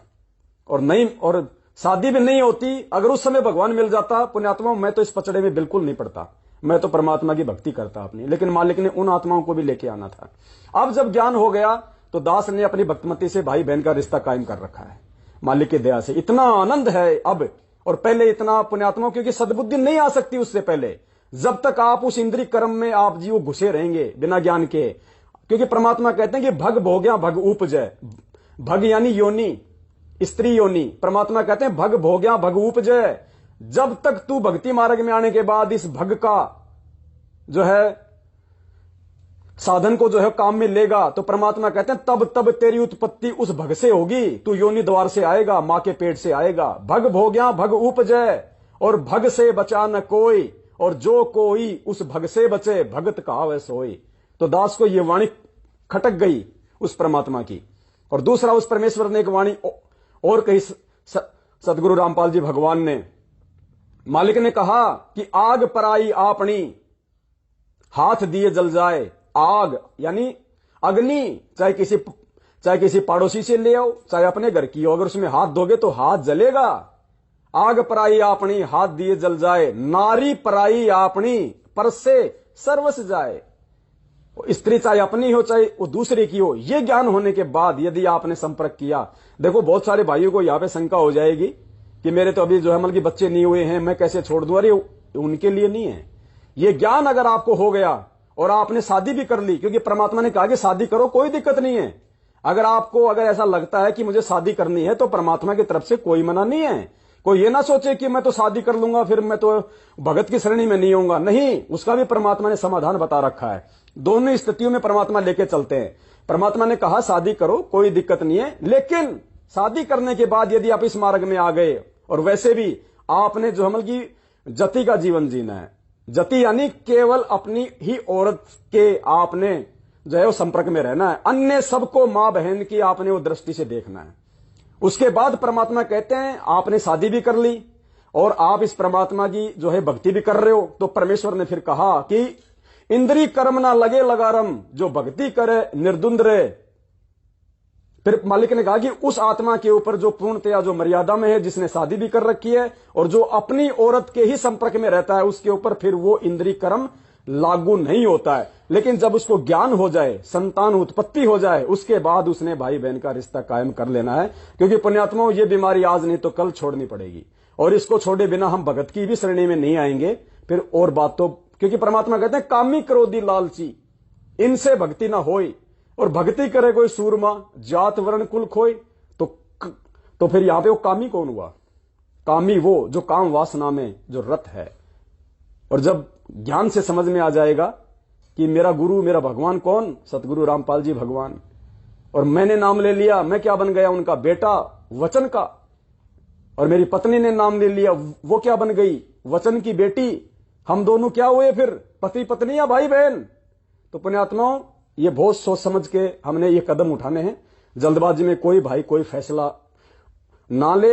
यदि आपकी पार्टनर आपका सहयोग नहीं करती है तो आपके ऊपर कोई दोष नहीं है। आप परमेश्वर से क्षमा याचना मांगते रहिए, आप परमेश्वर से प्रार्थना करते रहिए कि परमेश्वर आप इनको सद्बुद्धि दो, और परमेश्वर मैं भी इस गंदे जाल से धीरे धीरे जो है वो बाहर निकलूं। तो ये ज्ञान समझ में आने के बाद की प्रोसीजर है। जल्दबाजी में फैसले कोई भाई बहन ना ले। तो जीते दोनों इंद्री और मन को, छोड़े जो ना पूर्ण ज्ञान को, जो इस परमेश्वर के ज्ञान को, यथार्थ सत भक्ति मार्ग को, इस परमेश्वर के इस पंथ को, जो किसी के भी कहने पे, किसी भी कीमत पे जो ना छोड़े, और इस भगवान का अंतिम श्वास तक जो बन के रहे, वो साधु के लक्षण होते हैं। देखो, पतिव्रता औरत कौन होती है? गुरुदेव ने क्या बताया? अगर जरा सा भी उसके मन में दोष पैदा हो गया, किसी दूसरे व्यक्ति की सुंदरता को देख के, किसी दूसरे व्यक्ति के धन को देख के, अगर जरा सा भी उसमें अगर मोह हो गया दूसरे व्यक्ति में, वो पतिव्रता नहीं होती वो स्त्री, फिर वो व्यभिचारिणी स्त्री होती है। और ये परमात्मा तो अंतर्यामी है और हम उसकी आत्माएं हैं। हमने अगर सौपन में भी किसी देवी देवता की तरफ अगर आसक्ति अपनी लगा ली, कोई डिमांड उनसे वो कर ली, और यहां तक कि दाढ़ी मूछ वाली फोटो को भी यदि हमने भगवान मान के, जो हम सोचते हैं कि वो कबीर जी की फोटो है, अगर उससे भी हमने कोई डिमांड आध्यात्मिक क्षेत्र में अपने गुरुदेव के अलावा की, तो भी हम उस पतिव्रता धर्म से, हम उस पद से नीचे गिर जाएंगे। क्योंकि परमात्मा ने पहले बोल दिया अपनी वाणी में, हरि सुमरे सो वार है और गुरु भजे होय पार। हरि को सुमरने से, हरि से डिमांड करने से कुछ नहीं मिलेगा, गुरु भजे होय पार, क्योंकि वो हरि खुद तेरे सतगुरु के रूप में है। तत्व प्रकृति और ये सब माया, इनको जीते जो साधु कहा। ये तत्व प्रकृति में सब आ जाते हैं, क्योंकि ये 5 ये गुण हैं और 5 गुणों की जो है वो 25 प्रकृतियां बताई गुरुदेव ने। जैसे ये डर है, भय है, लोभ है, लालच है, अहंकार है, ये इस प्रकार की 25 जो है प्रकृतियां हैं। इन 5 जो हमारे जो विकार हैं, ये काम, क्रोध, लोभ, मोह, अहंकार, फिर इनके 25 जो है इनकी वो प्रकृतियां होती है। तो परमात्मा कहते हैं जो इन सब को जो छोड़ देगा, जो इन सब के ऊपर जो मतलब विजय प्राप्त कर लेगा मेरे ज्ञान से, इस भक्ति से, तो कहते हैं इनको जीते जो साधु कहा है। काम क्रोध वालो अहंकार, वही साधु जो इन्हें ले मार। साधु बनना सरल न भाई, साधु रूप में बड़ी कठिनाई। तो परमेश्वर ने ये काम, क्रोध, लोभ, मोह, अहंकार के विषय में जो बताया है कि जो इनको जो जीत लेगा, जो इनसे ऊपर उठ जाएगा, और वही जो है असली साधु कहलाएगा। और परमात्मा कहते हैं ये जीतना बिना इस ज्ञान के, बिना इस सच्चे सतगुरु की जो है वो शरण में आने, और शरण में आने के बाद भी यदि आप इसके वचन पे नहीं चलोगे, आप सत्संगों को आधार नहीं बनाओगे, उस परमेश्वर के उस प्रत्येक दोहे को, प्रत्येक वाणी को यदि अपने जीवन में जो है अमल में नहीं लाओगे, तो कहते साधु बनना फिर इतना सरल नहीं है भाई। फिर मालिक कहते हैं हार जीत व मान अपमान। हार जीत व मान अपमान, इनको छोड़े तो साधु जान। शील संतोष दया मन लावे, क्षमा गरीबी साधु का। हार जीत व मान अपमान, अपने आत्माओं ये मंदसौर की जो घटना हुई है, अब यहां पे हार जीत भी काल ने ठोक दी, मान अपमान भी काल ने ठोक दिया। देवीलाल की डेड बॉडी को लेके 5 करोड़ की डिमांड कर रहे हैं, और उस पीले पर्चे में क्या आया, अपराधियों को बख्शा नहीं जाएगा, कानूनी लड़ाई लड़ो। ये हार जीत है। देखो ऐसे काल भगवान सूक्ष्म चाल में फांसता है, और हम कहते हैं कि हम भगत हैं। भगत के लक्षण तो ये बता रखे परमात्मा ने। हार जीत व मान अपमान, क्या कहा परमात्मा ने, हार चले सो साधु है, लागी मरे सो नीच। और तुम वहां पे क्या कर रहे हो, उनको जीतने का प्रयास कर रहे हो, अपनी डिमांड लेके तुम प्रशासन के रास्ते में तुम रोड़ा बन के वहां पे खड़े हुए हो। अरे तुम भगत होते तो भगवान तुम्हारे ऊपर ऐसी आपत्ति क्यों आने देता, तुम्हारे को रोड पे उस डेड बॉडी को लेके पड़ने की नौबती क्यों आती अगर तुम भगत होते तो। क्या कहा परमात्मा ने, पतिव्रता जमीन पर ज्यो ज्यो धर है पांव, समर्थ झाड़ू देत है ना कांटा लग जाए। तुम्हारे कांटा ही नहीं लगना चाहिए था, क्योंकि भगत के आगे तो परमात्मा, अगर उसके प्रारब्ध में, उसके जीवन में अगर कोई संकट आना हो, तो परमात्मा क्या कहते हैं कि पतिव्रता जमीन पर जो जो धरे पाव। पतिव्रता यानी वो आत्मा, वो भगत जमीन पर जो जो धरे पाव, उस सत्संग की तरफ वो जा रहा था, और समर्थ झाड़ू देते ना कांटा लग जाए। परमात्मा उसके रास्ते में आने वाली हर समस्याओं का समाधान करेगा, उसकी आपत्तियों को दूर करेगा, क्योंकि ये मालिक का ये गुण है कि संत शरण में आने से आई टले बला, जय मस्तक में सूली हो व कांटे में टल जा। तो परमात्मा ने तुम्हारी वो बड़ा वो क्यों नहीं टाली, क्योंकि तुम भगत नहीं हो। तुम्हारे अंदर भगत और भक्ति के लक्षण मैनेजमेंट ने आने नहीं दिए। तुम्हारे को 7 साल से इन्होंने भटका के रखा हुआ है, गुरु वचन से दूर रखा हुआ है। तो ये हार, मान, जीत, अपमान, ये देखो काल ने उन सब के अंदर डाल दी। 5 करोड़ की डिमांड की मैनेजमेंट ने, और हजारों लोग रोड पे बैठ गए 5 करोड़ की डिमांड को लेके, सबको ठग लिया काल ने। हार जीत व मान अपमान, इनको छोड़े तो साधु जान। सील संतोष दया मन लावे, समा गरीबी साधु कावे। अब ये तो सील संतोष दया, जब अगर वो पहले वाले इतने जो गुण बताए परमात्मा ने, अगर वो ही नहीं आ रहे, तो सील संतोष दया ये कहां से आ जाएंगे। वो तो अच्छा हुआ गोली मार के भग लिया, नहीं तो उसका चूरमा निकाल देती है संगत वहां पे। वो वीडियो भी है दास के पास में, जो उनके पीछे भग रहे भगत ले लेके लठ गालियां निकाल रही है माता बहने की, पकड़ो कुत्तों को, पकड़ो कुत्तों को। भगत लठ लेके भग रहे उनके पीछे। वो तो अच्छा हुआ वो भग लिया गोली मार के, नहीं संगत उसका चूरमा निकाल देती। तो परमात्मा कहते हैं सील संतोष दया मन लावे। क्या कहा परमात्मा ने, गुरुदेव ने अपने सत्संग में बताया कि एक साधु था, वो रोज नदी में नहाने के लिए जाता था, साथ में उसके चेले भी जाते थे। एक दिन साधु नहा रहा था, एक बिच्छू पानी में बहता आ रहा था। साधु ने सोचा ये डूबेगा, मर जाएगा, इसको निकाल दूं। साधु ने उसको पकड़ के बाहर फेंकने की कोशिश की तो उसने डंक मारा, साधु के खून आ गया। साधु ने फिर पकड़ा, फिर डंक मारा, फिर पकड़ा, फिर डंक मारा। 5-7 बार ऐसा किया। शिष्य देख रहा था। शिष्य ने कहा कि गुरुदेव, इस नीच प्राणी को आप इसको बचाने का प्रयास कर रहे हो, ये आपको एक जो है काटे जा रहा है, मरने दो ना गुरुदेव इसको। तो गुरुदेव ने कहा कि संत ना छोड़े संतता, चाहे कोटि की मिले संत। उस साधु ने कहा, अरे भाई ऐसी बात नहीं है, देख ये एक जानवर है, ये एक जीव है और इसका स्वभाव है डंक मारना। और जब ये अपनी प्रकृति को नहीं छोड़ रहा, ये अपने स्वभाव को नहीं छोड़ रहा जो इसके अंदर उस परमेश्वर ने दिया है, इसका स्वभाव है लोगों को मारना, लोगों को डंक मारना, लोगों को काटना, और ये उस स्वभाव को छोड़ के लोगों से प्यार नहीं कर रहा, ये परमेश्वर के आदेश की पालना कर रहा है, अपने स्वभाव को नहीं छोड़ रहा ये। तो जब ये एक जीव अपने स्वभाव को नहीं छोड़ रहा, तो मैं एक साधु हूं और मेरा उस परमेश्वर ने कुछ मेरे अंदर गुण दिए, स्वभाव दिए कि संत ना छोड़े संतता, चाहे कोटिक मिले संत। और परमात्मा कहते हैं कि दया बिना दरवेश कसाई। अरे जब ये जानवर होके अपने स्वभाव को नहीं छोड़ रहा, तो मैं साधु होके, भगत होके अपने स्वभाव को क्यों छोड़ूं। तो पुण्यात्मा, वो तो अज्ञानी थे, वो तो निगुरे थे, वो तो शास्त्र ज्ञान को नहीं जानते थे। उन्होंने गोली चला दी, डंडे मार दिए, तो आपने अपना बचाव करना था। उनके पीछे कुत्ता गधा कह के मारने के लिए लठ लेके नहीं भगने थे। फिर मालिक की वाणी क्या कह रही है, जो तोकू काटा बोवे ताको बोतू फूल। अरे ऐसे समय में तो भगत की पहचान होती है। इस दास को मध्य प्रदेश में मार रहे थे लठों से, अरे दास भी उठा के पत्थर एक आधे का सिर तो फोड़ ही देता। जयपुर में दास को मारने आए 8-10 जने, अगर 20 मारेंगे तो 2 तो में भी मार ही देता। इस दास को गालियों की इतनी बौछार की हुई है, दास भी 2-4 निकाल देता। मेरे मुंह पे कौन सा जो है अलीगढ़ वाला ताला लग रहा है, लेकिन मुझे उस परमेश्वर के विधान का पता है कि बेटा ये तो जो करेंगे सो भरेंगे। तूने अगर मेरे विधान को तोड़ दिया, भले तेरे को कितना मारो, कितना पिटो, कितनी गालियां निकालो, तू अगर भगत के लक्षणों से ऊपर अगर हटा तो ठीक है, वो गलत कर रहे हैं, उनको उनका मिलेगा। लेकिन तूने भी अगर विधान तोड़ दिया तो तुझे भी उसका दंड भोगना पड़ेगा, उस कर्म का प्रतिफल तुझे भी भोगना पड़ेगा। ये विधान है यहां का।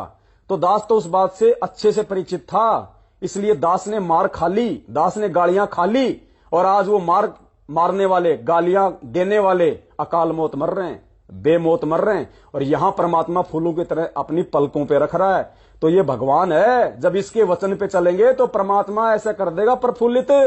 दुनिया देखेगी आने वाले समय में, देखना। अभी तो संघर्ष का समय है, खुद हमारा भगवान ही संघर्ष कर रहा है। पुण्यात्माओं, ये कोई भक्ति नहीं हो रही वर्तमान में। परमात्मा भक्ति के लिए माहौल तैयार कर रहे हैं। अभी तो संघर्ष चल रहा है, खुद हमारा भगवान संघर्ष कर रहा है जेल में बैठ के। हम कैसे बाहर बैठ के आराम से हम भक्ति कर लेंगे? हम तो टाइम पास कर रहे हैं, भक्ति तो बाद में होगी। गुरुजी ने कहा था कि भक्ति तो भगवान करवाएगा, तुम कहां से भक्ति कर लोगे नालायको? भक्ति भी परमात्मा करवाएगा। तो अभी तो संघर्ष चल रहा है और हम उस परमेश्वर के संघर्ष में उसका सहयोग ना करके हम राजनीतियां कर रहे हैं। अरे भगवान के सत्संग में मुख्य अतिथि कौन होना चाहिए, भगवान या 2 कौड़ी का राजनेता? परमेश्वर के सत्संग में तो परमेश्वर ही होता है मुख्य अतिथि।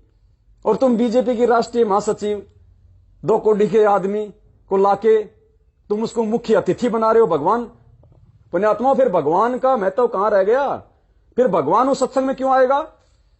अरे राजस्थान के मुख्यमंत्री के जन्मदिन पे आप बहुत बड़ा जो है प्रोग्राम कर रहे हो।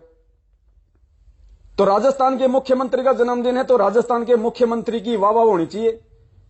और तुम उसी प्रोग्राम में मध्य प्रदेश के मुख्यमंत्री को बुला के उसके गले में माला डाल रहे हो, उसके मुंह में तुम वो केक ठूंस रहे हो। तो वो क्या तुम्हें चाटेगा? अशोक गहलोत तो नाराज हो जाएगा कि नालायक, देखो जन्मदिन मेरा है, मेरे पैसों से पार्टी हो रही है और केक ठोक रहे हैं शिवराज के मुंह में। तो वो कहां से प्रसन्न हो जाएगा? तो नालायको, ये प्रोग्राम उस कबीर परमात्मा का, सतगुरु रामपाल जी भगवान का, और मुख्य अतिथि बना रहे हो तुम 2 कौड़ी के राजनेताओं को। तो भगवान क्या वहां पे चढ़ेगा आके? गोलियां चलेंगी फिर, और क्या होगा? फिर वहां पे काल आ बैठेगा, क्योंकि राजनेता तो काल है, काल प्रेरित है, इनकी बुद्धि तो काल के अधीन है। तो जब तुम काल को मुख्य अतिथि बनाओगे तो भगवान उस सत्संग में कहां रहेगा? तो बताओ गोलियां नहीं चलेंगी तो क्या देवता फूल बरसाएंगे? तो परमात्मा कहते हैं सील संतोष दया मन लावे। भाई ये लक्षण है। परमात्मा इसीलिए हमारे को सुबह सुबह नित्य नियम पढ़ाते हैं कि सारा दिन तुमने लोगों के साथ में, जहां तुम काम करते हो, जिस क्षेत्र में तुम रहते हो, जिन जिन लोगों से तुम्हारा पाड़ा पड़ता है, उन लोगों के सामने तुमने किस प्रकार से अपना जीवन जीना है, कैसा वार्तालाप करना है, कैसा उनके साथ में तुमने अपना मल की व्यवहार रखना है। इसलिए तुमको नित्य नियम पढ़ाया जाता है कि ताकि तुम मार ना खा जाओ। वरना भाई ये तो 751 का मुकदमा है, चाहे दिन में चाहे 20 बार करो। सुनो परमात्मा का सत्संग वो भी, ताकि हमें इन चीजों का ध्यान से सुनियो मालिक का। आप नित्यनियम में भी पढ़ते हो, अपने नित्यनियम के अंदर आपको बहुत कुछ विज्ञान है। विज्ञान माने तत्व ज्ञान है, विशेष ज्ञान है। और इस ज्ञान को आप केवल एक रूटीन में पढ़ लेते हो कि हमने ये एक पढ़ना है, प्रतिदिन नित्यनियम करना ही करना है। लेकिन एक व्यवस्था बनाकर नहीं इसको प्रतिदिन करना चाहिए। जितनी देर भी इसको सुनो, किसी भी पार्ट को, इसके नित्यनियम का जितना भी बुद्धि मन निश्चल हो तेरा आपका, तो ये विचार करे कि इसमें क्या बोला है मालिक ने अपनी वाणी में, क्या आदेश है तेरे लिए। क्योंकि आप पौन घंटा नित्यनियम करते हो, इसमें ज्यादा से ज्यादा आपका मन 20% इस नित्यनियम के अंदर आप 20% ही सुन पाते हो। उस 20% को भी यदि आप विचार करो डेली कि इसमें क्या आदेश है मालिक का, और फिर अपने जीवन को सारा दिन, उस दिन को ऐसे ही सुचारू रखो। क्योंकि आपको घर से निकलने से पहले ये पढ़ा इसलिए जाता है कि आपके साथ रास्ते में कोई निकम्मा भी टकराओगा, कोई गाली देने वाला भी मिलेगा, कोई गुंडा भी बोलेगा, कितना कोई आंट भी लाएगा। तो उनके साथ आपने कैसे व्यवहार करना है। आवत गाड़ी एक है, उल्टा हो अनेक, और कह कबीर ना उलटियो हुआ रहे एक की एक। इसको पढ़ना नहीं है। मान ले कोई बूढ़ा बोला है, गलत बोलता है, गाली देता है, तो उसने तो कर दिया यूं काम, और आप भी उल्टा दोगे तो फिर 4 और देगा कि वो तो पूरे मूड में है, वो तो फुल मूड में है लड़ाई के में, और आप भी आगे से उल्टी बोल पड़ोगे तो वो तो 4 बैठा है। जब बरसात क्या उनका मुकदमा रोज कर लेते दिन में।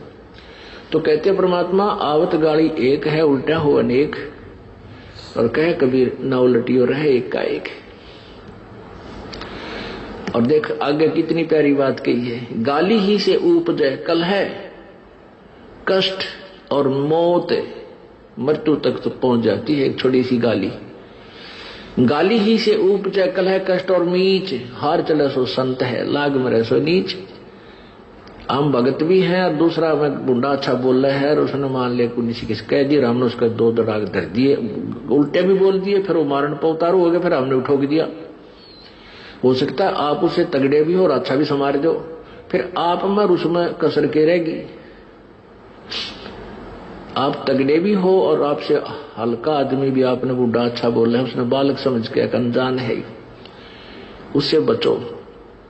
तो इन नित्य नियम करने का डेली हमें जो पाठ करते हैं, इससे ज्ञान यज्ञ तो होता ही है। ज्ञान यज्ञ के साथ हमने समाधान भी इसका साथ पैरेलल करना पड़ेगा, तभी इसके पढ़ने का लाभ है। एक लाभ तो हो गया ज्ञान यज्ञ का, और उसके ऊपर अमल हमने किया नहीं, उसका काम फिर सारा बिगड़ गया। तो कहते हैं ये बातें कहन सुन के नहीं भाई, ये कर पाड़न की है।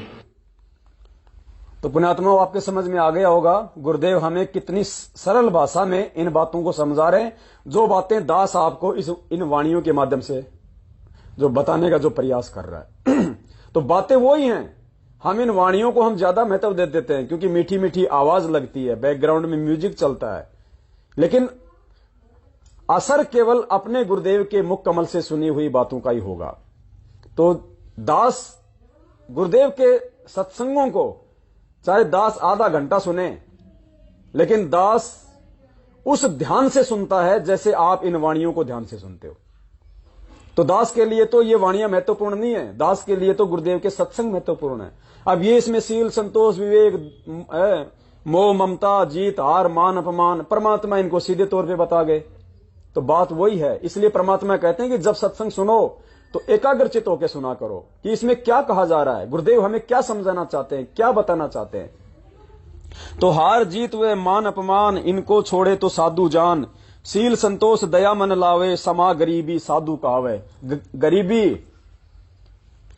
पुण्यात्माओं बहुत गहरा है ये आध्यात्मिक रहस्य परमपिता परमेश्वर का। कईयों का तो नेट खत्म हो गया, और इस 2 मिनट के इन वाणियों पे अगर हम चाहें तो 5 घंटे की साथ संगति हमारी हो सकती है, कम से कम 5 घंटे की। लेकिन दास शॉर्ट में लेना चाहेगा, क्योंकि परमेश्वर के सत्संगों के जब तक उदाहरण नहीं दिए जाएंगे हम समझ नहीं पाएंगे। समा गरीबी साधु कावे। पुण्यात्माओं,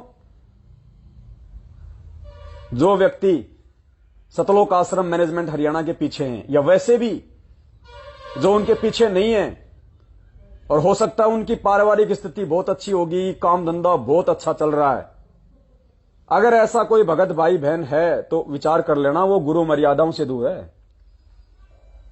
अगर आप परमेश्वर के भगत हो और परमेश्वर की मर्यादाओं में हो, और अगर आप गुरुजी की अगर मेहर आपके ऊपर है, अगर गुरुजी की मेहर आपके ऊपर है तो इसकी एक पहचान है, आप उससे डिसीजन ले सकते हो कि गुरुजी की मेरे ऊपर मेहर है या नहीं, मैं गुरु मर्यादाओं में चल रहा कि नहीं चल रहा हूं। एक वाणी परमात्मा की, कौन सी वाणी?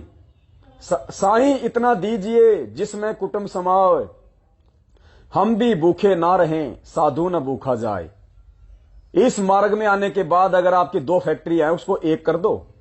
अगर भगवान चाहिए, भक्ति चाहिए, अगर 2 फैक्ट्रियां हैं तो 1 कर दो, और जितना समय तुम दूसरी फैक्ट्री में देते थे वो समय परमात्मा की भक्ति में लगाओ, और कोशिश करो उस 1 फैक्ट्री में से भी तुम और समय इस परमात्मा की भक्ति को दे सको, उतना ही उसमें काम धंधा करो जितना कि तुम्हारा रोजी रोटी का काम चल जाए, तुम्हारी जो आवश्यक जो इच्छाएं हैं वो पूर्ति हो जाए। कम से कम कोशिश करना। और तुम सोच रहे हो कि मेरे तो परमात्मा ने 1 फैक्ट्री और खुलवा दी, मेरा तो परमात्मा ने इतनी जमीन और दिलवा दी। नहीं, तुम काल के मुंह में जा रहे हो।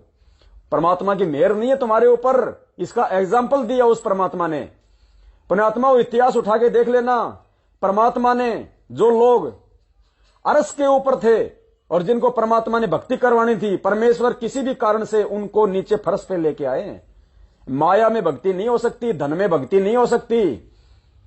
इतिहास उठा के देख लेना, इब्राहिम सुल्तान का उठा के देख लो। राजा से परमात्मा ने ऐसी स्थिति में ला दिया, जंगल से लकड़ियां तोड़ता, बाजार में बेचता, झोपड़ी में रहता। नरसिंह भगत 56 करोड़ की माया थी, आज से 500 साल पहले, 3 जो भी समय था, 56 करोड़ आज का अनिल अंबानी फैल।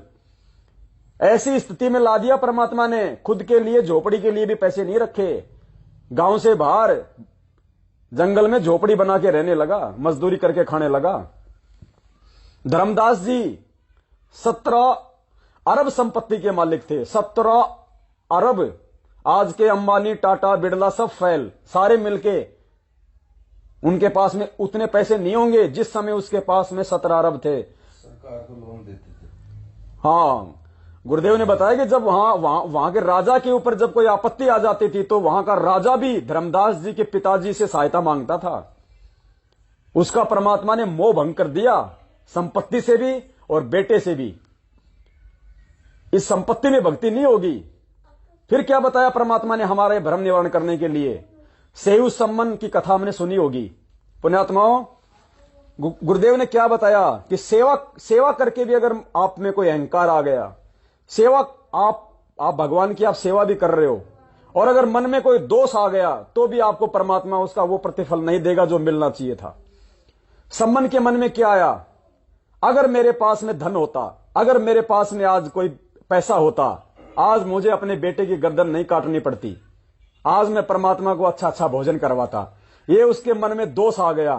परमात्मा अंतर्यामी थे, मालिक ने क्या किया? उसी जन्म में परमात्मा ने सम्मन को उस दिल्ली नगर का 1 नंबर का सेठ बना दिया। सम्मन को जो चूड़ियां बनाता था, बेचता था, जिसके घर में अपने गुरु भगवान को खिलाने के लिए रोटी नहीं थी, जो चून की, आटे की चोरी करने गया था, अपने बेटे की गर्दन काटनी पड़ी थी। परमेश्वर ने बताया, उस सम्मन के मन में दोष आ गया था कि आज अगर मेरे पास में अगर ये धन होता, मुझे बेटे की गर्दन नहीं काटनी पड़ती। उसके मन में ये दोष आ गया।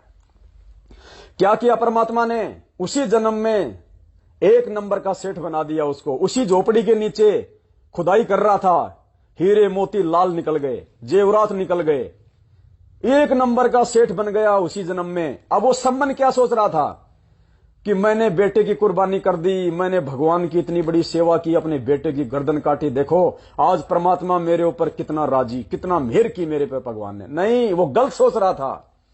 वो सम्मन की सोच थी, वो आध्यात्मिक सोच नहीं थी, भगवान की सोच नहीं थी। उसने अपने जीवन बढ़ा लिए माया लेके, भगवान से धन मांग के उसने अपने जीवन बढ़ा लिए। कैसे? क्या कहा गुरुदेव ने कि नेकी और जो सेऊ था उनको तो परमात्मा ने उसी समय पार कर दिया जहां भी उनको पार करना था, और वो रह गया।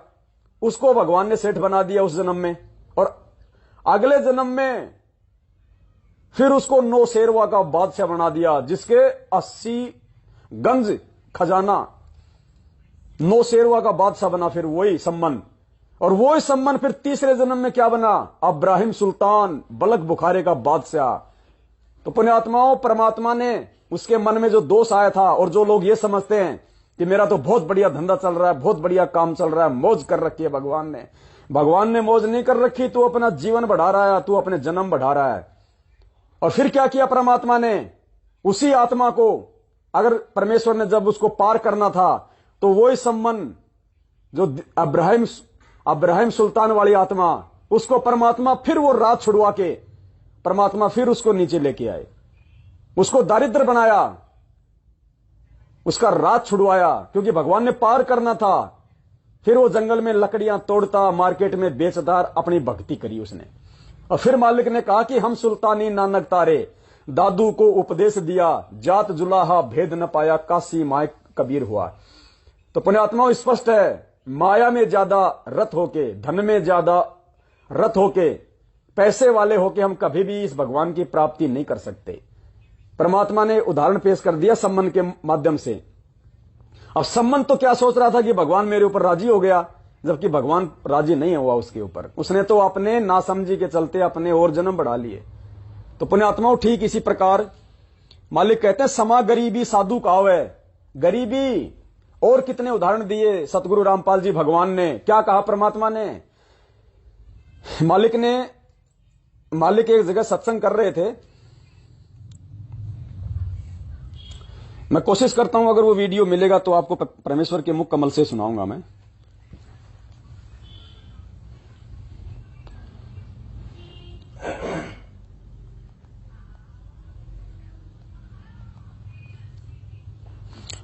शायद नहीं है दास के पास में, वर्बली बताना पड़ेगा। परमेश्वर एक जगह कहीं पे सत्संग कर रहे थे, तो मालिक ने उस सत्संग में अपनी वाणी कही कि दानी को नहीं देत हूं, ना राखूं वर्ष करोड़, और ये माया है सूम की, कंजूस की, बंदी सूमगल डोर। तो सत्संग में परमात्मा ने कहा कि जो मेरा भगत होगा और जो दान करेगा, उसको मैं धन नहीं दूंगा। दानी को नहीं देत हूं, ना राखूं वर्ष करोड़, उसको अधिक माया देके, अधिक सुख संपत्ति देके मैं उसको काल के जाल में नहीं फंसने दूंगा। दानी को नहीं देत हूं, ना राखूं वर्ष करोड़, ये माया है सूम की, ये कंजूस की है माया, बंदी सूमगल डोर, उसके पैरों की बेड़ियां हैं। तो बहुत सारे भगत थे, उन्होंने अज्ञानता में कहा कि हे परमात्मा, हम तो दान इसीलिए करते हैं कि हमारे को और धन मिले, और परमात्मा आपका विधान कहता है कि दानी को मैं जो है वो धन नहीं दूंगा, ज्यादा माया नहीं दूंगा। तो परमेश्वर फिर आप दानी को दोगे क्या? तो परमेश्वर ने बड़े ही सुंदर शब्दों में कहा कि दानी को तो देत हूं क्या? ज्ञान, ध्यान, विश्वास, भक्ति, गरीबी, बंदगी, ज्यों निपजे निज दास। कि जो मेरा भगत होगा, जो ज्ञान समझ जाएगा और जो दान करेगा, कौन सा दान? अपने आत्म कल्याण के लिए, कि धर्म तो 10 के नहीं, 10 के तीनों लोग, खैरायत में खैर है कीजिए आत्म पोख। जो अपने आत्म कल्याण के लिए दान करेगा, ज्योति करवाएगा, पाठ करवाएगा, ना कि अपने संकट निवारण के लिए, ना कि और ज्यादा धन प्राप्ति के लिए, ऐसा कोई भगत होगा जो अपने आत्म कल्याण के लिए 10वें अंश के रूप में अपने गुरुदेव को समर्पित करेगा कि भैया आज मैं अगर गुरुदेव को दूंगा तो कल को मेरे भाग्य में कोई संकट होगा तो परमात्मा इस दान के बलबूते पे मेरे संकटों का नाश करेगा। क्योंकि गुरुजी ने बताया कि कुछ हमारे पाप कर्म ऐसे होते हैं, कुछ संकट ऐसे होते हैं वो दान करने से ही कटेंगे। कुछ संकट ऐसे होते हैं वो नाम के सुमरण से ही कटेंगे। कुछ हमारे जो पाप कर्म ऐसे होते हैं वो जो है वो सत्संग सुनने से कटेंगे और उनका कोई इलाज नहीं है। तो फिर उसको ज्ञान हो जाएगा भगत को, वो अपने आत्म कल्याण के लिए कि मेरी भक्ति में मेरे ही भाग्य का कोई रोड़ा बीच में आके ना अड़ जाए, इसलिए वो 10वें अंश के रूप में या ज्योति पाठ के रूप में परमेश्वर के चरण कमलों में माया को अर्पित करेगा। तो फिर ऐसा जो भगत होता है उसको फिर ना तो कोई चाह होती है और ज्यादा उसकी कोई डिमांड होती है। तो फिर परमात्मा कहता है कि ऐसा कोई भगत होगा, ऐसा कोई दानी होगा कि दानी को तो देत हूं, उस दानी को जो निस्वार्थ भाव से निष्काम भाव से जो दान कर रहा है बिना किसी डिमांड के, बिना किसी इच्छा के।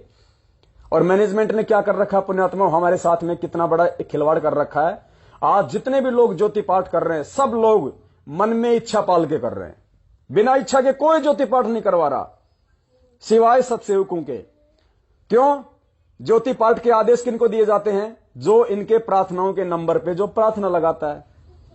तो प्रार्थना क्यों लगाते हैं? मेरे पेट में दर्द है, मेरी छोरी का रिश्ता नहीं हो रहा, मेरा मकान नहीं बन रहा, मेरा काम धंधा नहीं चल रहा, मेरी भैंस जो है पाडा नहीं दे रही, पता नहीं क्या क्या उजूल फिजूल डिमांड की जाती हैं। और फिर उधर से आदेश आता है ज्योति कराओ, पाठ कराओ, ज्योति कराओ, पाठ कराओ। अरे तो आपने निष्काम भाव से कहां कराया? आपने तो अपने मन में भैंस को पाडा होने की, छोरी को छोरा होने की, मकान बनने की, पेट का दर्द ठीक होने की, ट्यूबवेल में पानी होने की, खारा पानी हो गया, मीठा क्यों नहीं हुआ, ज्योति करवा दे, पाठ करवा दे। आप तो डिमांड करके मन में इच्छा रख के ज्योति पाठ करा रहे हो, तो वो निष्काम कहां है? तो काल आपको ठग रहा है। यह सूक्ष्म चाल है काल भगवान की। इसलिए परमात्मा हमेशा कहते हैं कि निष्काम भाव से शायद होगा सत्संग परमात्मा का। दास अभी सुना देता आपको।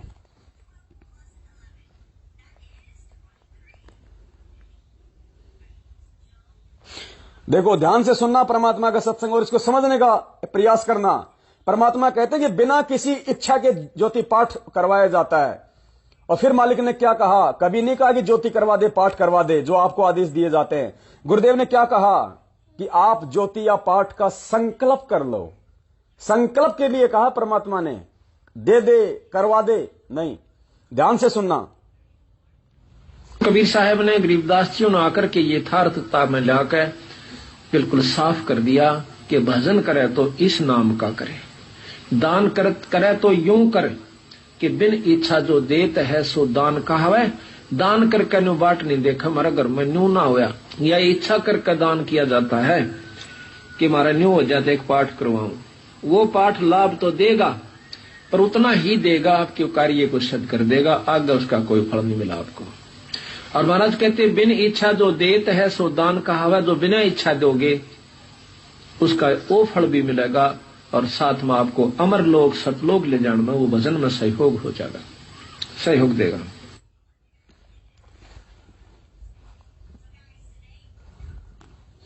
बिन इच्छा दो देत है सो दान कहावे।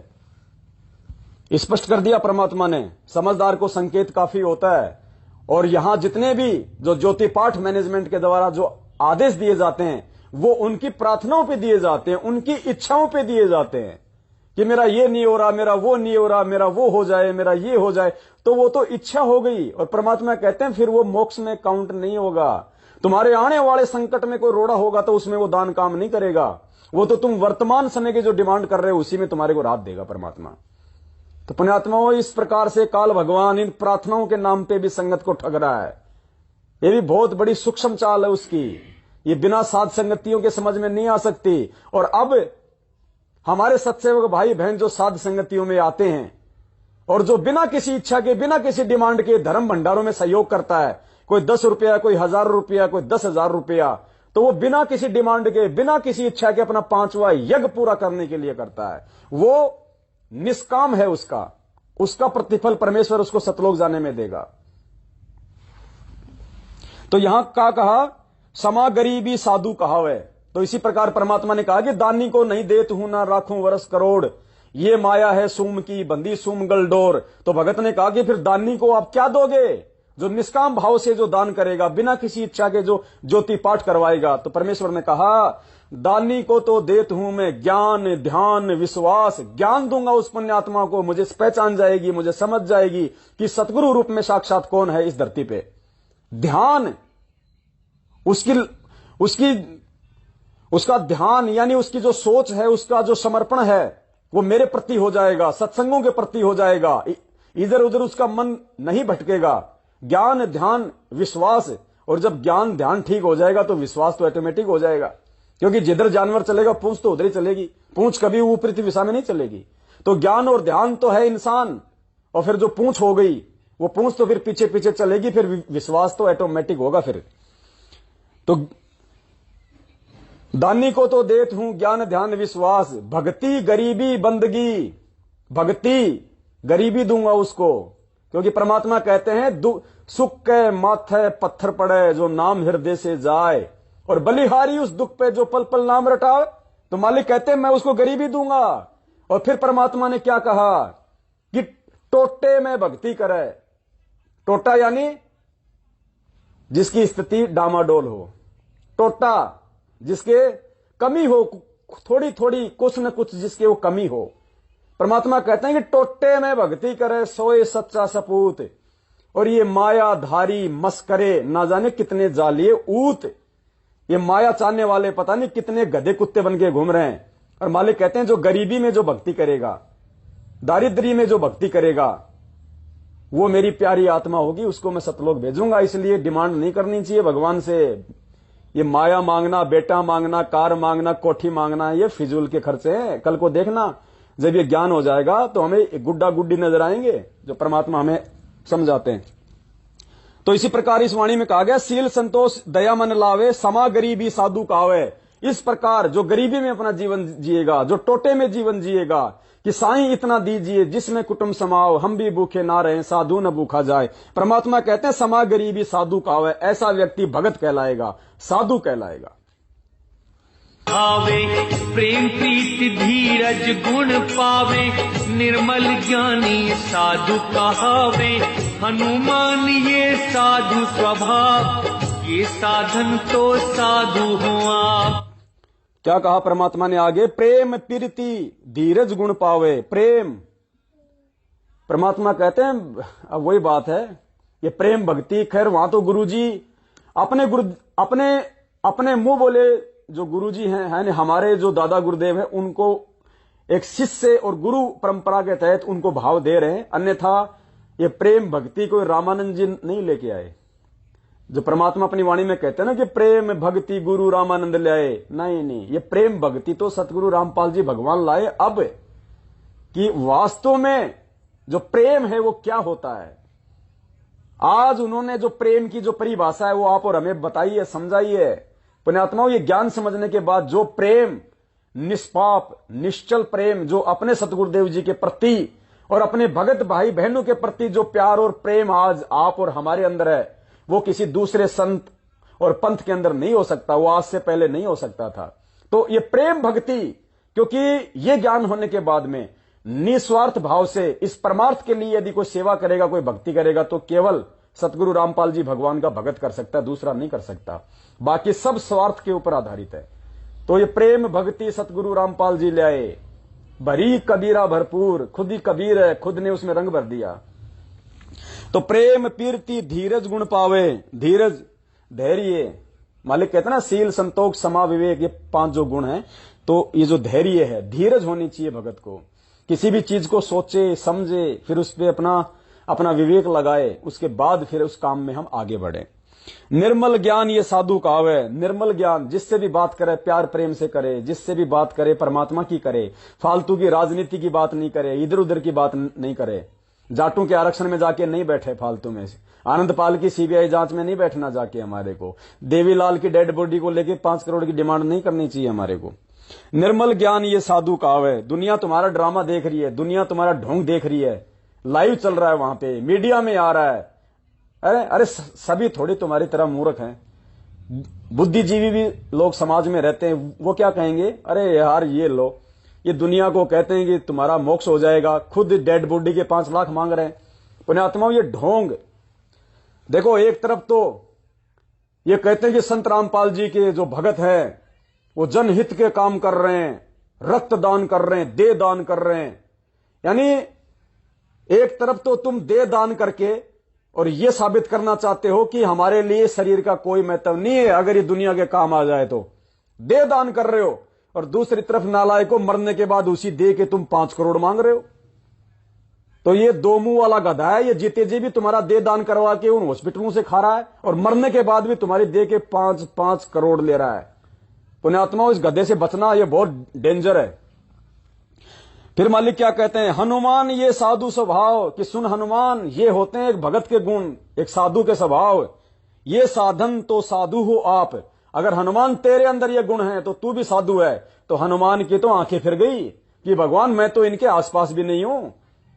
मैंने तो जिंदगी में जो भी किया, लड़ाई दंगे किए, झगड़े किए, मैंने तो किसी का हाथ उखाड़ दिया, किसी की पूंछ उखाड़ दी।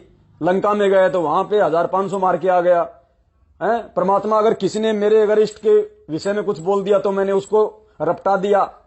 परमात्मा मेरे अंदर ये गुण तो एक भी नहीं है जो आप बता रही है, ये तो मेरे एड़े नेड़े भी नहीं है। तो परमेश्वर ने कहा कि हनुमान ये साधु स्वभाव और ये साधन तो साधु हो आप। अगर ये गुण तेरे अंदर हैं तो तू साधु है। तब हनुमान जी की आंखें फिर गई कि भगवान ज्ञान बता दो मालिक, मैं तो कहां दुनिया में, मैं तो भरम रहा हूं, मैं तो भटक रहा हूं। पुण्यात्माओं, दास इसीलिए बार बार कहता है 7 साल से कि जो परमात्मा कहते हैं ना कि लख बर सूरा जूझ ही लख बर सावंत दे, और लख बर यति जहान में तब सतगुरु शरणा ले। क्या कहा गुरुदेव ने इस वाणी के माध्यम से, लख बर सूरा जूझ ही, यानी लाखों बार आपने सूरवीरों के जीवन जिए हैं, लाखों सूरवीरों के जीवन जो आत्मा जीती है। लख बर सूरा जूझ ही लख बर सावंत दे, लख बर सावंत दे। सावंत दे गुरुदेव ने बताया कि ऐसा व्यक्ति जिसके हाथ उसके घुटनों से नीचे होते हैं, वो बहुत ज्यादा पुण्यकर्मी होती है वो आत्मा। लाखों में, अरबों में, खरबों में कोई एक होता है। आज तो शायद नहीं होगा कोई भी, ये पहले होते थे।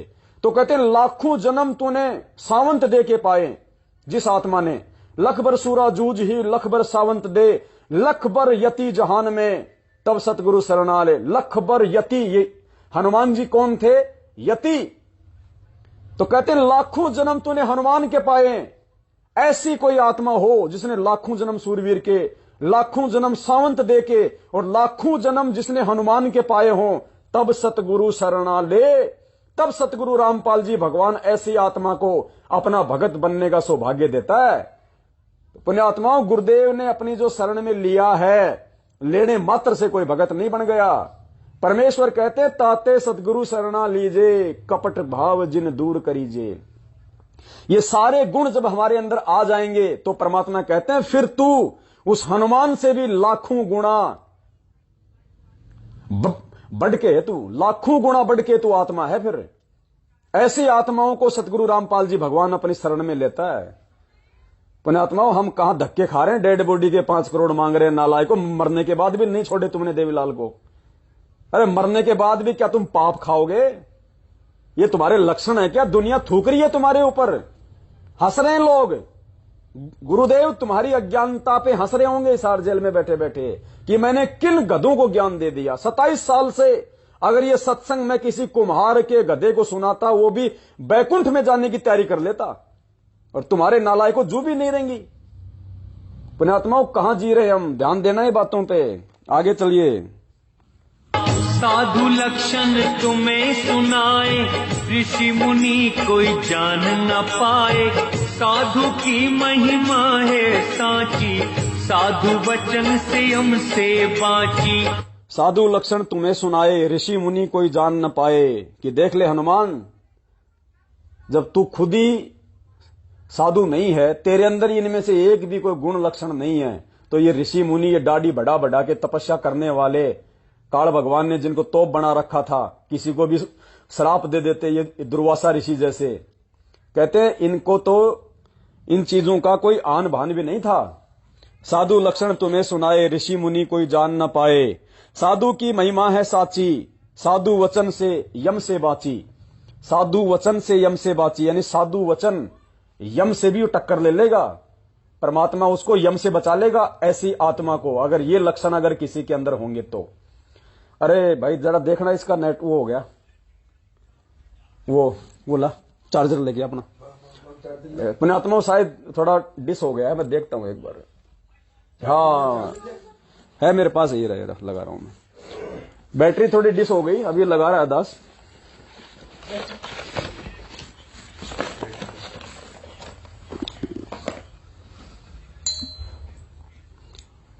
क्योंकि पुण्यात्माओं दास की तो अब मालिक ने यही सेवा दे दी है। अब दास तो अपना बैग रखता है, इसमें अपना सारा लाइव का आइटम रखता है। परमात्मा कहीं 5 दिन, कहीं 10 दिन, कहीं 20 दिन। और जो बड़ा बच्चा है उसको परमात्मा के दया से 10-15 हजार की अभी कोई नौकरी लगा देंगे। एक भगत भाई से बातचीत हुई है, तो वो अपना घर खर्चा मालिक के दया से चलाएगा। दास की तो परमात्मा ने सेवा लगा दी है, दास तो मालिक के दया से ऐसे ही अपना संगत में सेवा में रहेगा।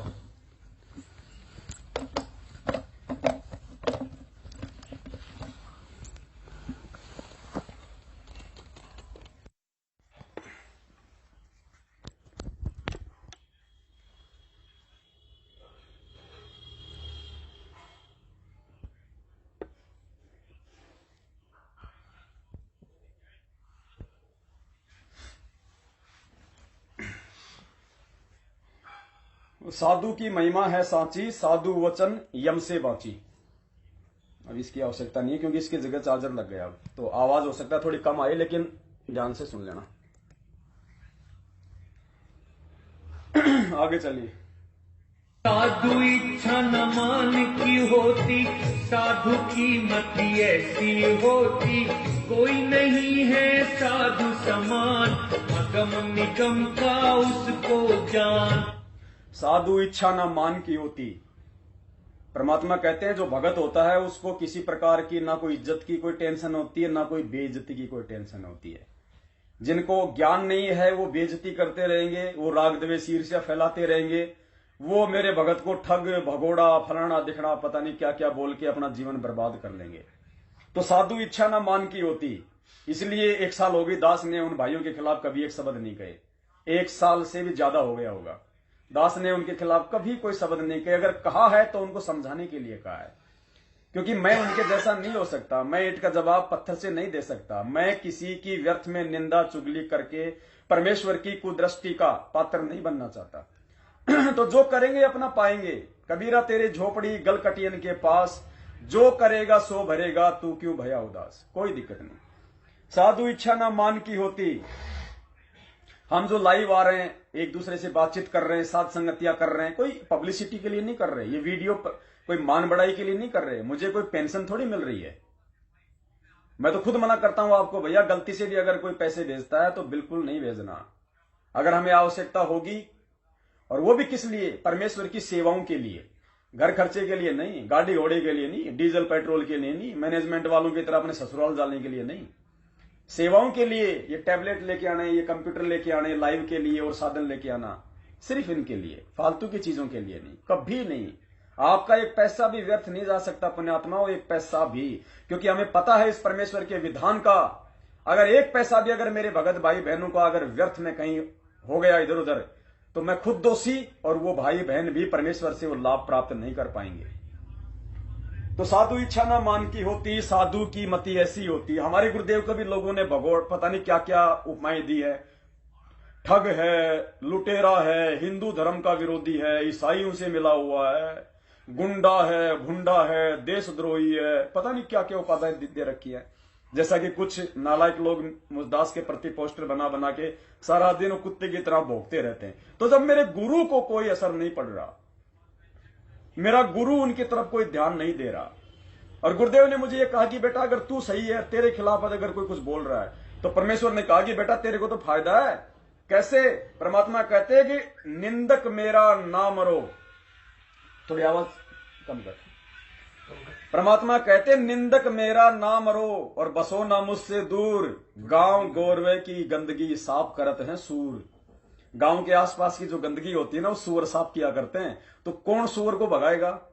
हर आदमी ये चाहेगा सूअर मेरे आसपास रहे, नजदीक रहे। मेरे खिलाफ उल्टा सीधा भगोड़ा, ठग, फलाना दिखना, 50,000 का इनाम, ये इस तरह की बातें लिख लिख के वो सूअर का काम कर रहा है। वो तेरी व्यर्थ में निंदा चुगली करके तेरे पाप कर्म खा रहा है। तो मेरे लिए तो बहुत अच्छी बात है। मैं तो चाहता हूं 5-10 और खड़े हो जाएं ऐसे सुअर जो मुझ पवन दास के पाप कर्मों को साफ करते रहे, क्योंकि भक्ति का इतना समय दास को नहीं मिल पाता है। तो कम से कम जो मेरे पाप कर्म है जो भक्ति से नाश होने हैं, वो परमात्मा ने उन सूरों की ड्यूटी लगा रखी है। तो आप लोग भी उनसे नाराज मत हुआ करो। अब वो बहन थी, वो रीना, जिसने दास को कहा कि तू कुत्ता है, टट्टी है, तो पुण्यात्मा मैं क्यों नाराज नहीं हो रहा, क्योंकि उसने बोल दिया। अब वो जाने में कहे चाहे वो अनजाने में कहे, उसने मेरे पाप कर्म खा लिए, उस लेवल के, उस परसेंटेज में उसने मेरे पाप कर्म खा लिए। तो मैं ममता बहन को क्यों नहीं समझाऊंगा कि बहन जब मेरे पाप कर्म हल्के हो रहे हैं तो तू बीच में रोड़ा क्यों बन रही है, तू चुप रह, इनको खाने दे मेरे पाप कर्म, मुझे सतलोक जाना भाई। तो साधु इच्छा न मान की होती, साधु की मति ऐसी होती, कोई नहीं है साधु समान, अगम निगम का उसको ज्ञान। अगम निगम यानी अच्छे बुरे, भले बुरे की। अब परमेश्वर ने हमें भगत बना के तत्व ज्ञान देके अगम निगम का ज्ञान दे दिया। अगम निगम का कि अब क्या होगा मेरे साथ, अगर भक्ति नहीं करूंगा तो 84 लाख योनियों में जाऊंगा, काल की तपस्या का कष्ट झेलूंगा, परमात्मा से दूर हो गया तो काल मेरे को ठगेगा, मेरे सतनाम की भक्ति से पता नहीं मुझे देवता बना देगा, इंद्र बना देगा, महाइंद्र बना देगा, स्वर्ग लोक में भेज देगा, महास्वर्ग में भेज देगा, ब्रह्म लोक में भेज देगा, फिर वहां से मेरी जेब खाली करा के मुझे नीचे पटकेगा, फिर मुझे यहां राजा बना देगा, और फिर मुझे 84 लाख योनियों में ठोक के सुअर बना के दुनिया की जो है वो टट्टी भी खिला देगा। तो इसलिए परमात्मा कहते हैं जो साधु होगा वो अपने गुरुदेव के ज्ञान पे विचार करके उसको अगम निगम का ज्ञान हो जाएगा। अच्छा क्या है मेरे लिए बुरा क्या है, कौन सा जो कर्म है मेरे लिए अच्छा है, कौन सा जो कर्म है मेरे लिए बुरा है। तो कहते हैं कोई नहीं है साधु समान, अगम निगम का उसको ज्ञान। तन मन धन को साधा जिसने, दुर्बुद्धि को खो दिया जिसने, वो ही जग में साधु कहावे, नहीं तो जग में व्यर्था गवा। तन मन धन को साधा जिसने और दुर्बुद्धि को खो दिया जिसने, तो साफ अर्थ है, आप समझ गए होंगे। तन मन धन को साधा जिसने, परमात्मा कहते हैं कोई तन दुखी, कोई मन दुखी, कोई धन बिन रहे तो उदास। तो ये तीनों शब्द यहां हैं, तन मन धन को साधा जिसने। और मालिक की वाणी क्या कह रही है, कोई तन दुखी, कोई मन दुखी, कोई धन बिन रहे तो उदास, और थोड़े थोड़े सब दुखी, एक सुखी राम का दास, एक सुखी सतगुरु रामपाल जी का दास। तो परमात्मा कहते हैं जिनकी इच्छा इस ज्ञान आधार से इन चीजों से हट जाएगी, जो ना अच्छा पहनना, ना अच्छा खाना, फालतू का ये दिखावा करना, लोग ये मेरे भगत के अंदर नहीं होगी। उसने अपने तन को और अपने उस मन को साध लिया, उसको पता चल गया कि अगर ये प्राण निकल जाएं, दूसरे दिन इस शरीर को अगर नहीं फूका, नहीं गड़ाया, इसके अंदर जो है वो कीड़े चलने लग जाएंगे, ये सड़ जाएगा। आज जो तू सेंट लगा रहा है, इत्र लगा रहा है, परमात्मा की एक वाणी भी है ना, भाई इस काया का गर्व न करियो, के काला के गोरा रे, बिना भजन कुछ काम ना आवे, चाहे सेंट छिड़को चारों ओर रे। इसका कोई यूज नहीं है। आज हम इस पे सेंट लगा रहे हैं, दुनिया को दिखा रहे हैं कि 1000 वाला सेंट है, दूर से महक आ रही है। परमात्मा कहते हैं कल मर गया, चौथे दिन इसके अंदर, दूसरे दिन इसके अंदर वो बदबू मारना शुरू कर देगा, तेरा सेंट भी नहीं दबा पाएगा। चूहा मरता है, कैसी बदबू आती है, उससे भी भयंकर बदबू आदमी की बॉडी में आती है। ये किसी काम की नहीं है ये शरीर। गुरुदेव ने बताया कि जानवर मर जाए तो उसकी हड्डियां काम आ जाए, उसकी खाल काम आ जाए, उसका मांस काम आ जाए खाने के लिए, जो खाते हैं जो ये दुर्बुद्धि लोग। अरे इंसान अगर तू मर गया तो तेरा तो ना लेटरिन काम आता, ना पेशाब काम आता, ना तेरी हड्डियां काम आती, ना लायक, तू तो किसी काम का नहीं। ये देह तो तेरे को परमात्मा ने केवल भक्ति के लिए दी है, तू अपना आत्म कल्याण करवा सकता है इस देह में, इसका ये फायदा है। तो परमात्मा कहते हैं इस प्रकार से उस भगत को इस शरीर का भी ज्ञान हो जाएगा। इसको कितना संवार लो, कितना नालो धो लो, मैल उतार लो, कितने अपना इत्र लगा लो, कितने अच्छे अच्छे कपड़े पहन लो। परमात्मा कहते हैं नक बेसर नक्शे बनी, वह पहरे थी हार हमेल। जो रानियां, बड़े बड़े जो घरों की जो औरतें थी जो बिना भक्ति के, कहते हैं नक बेसर नक्शे बनी, पहरे थी हार हमेल, और साहिब पहरे थी हार हमेल, और सुंदरी से कुतिया बनी, सुन साहिब के खेल। फिर वो सुंदर औरतें जो राजा महाराजाओं की रानी पटरानियां बिना भक्ति के कुतियां बन के घूमती हैं फिर मार्केट में नंगी। गुरुजी ने एक सत्संग में बताया, एक राजा था, उसने किसी साध्वी से नाम ले लिया। उस साध्वी का नाम था पुल्लो।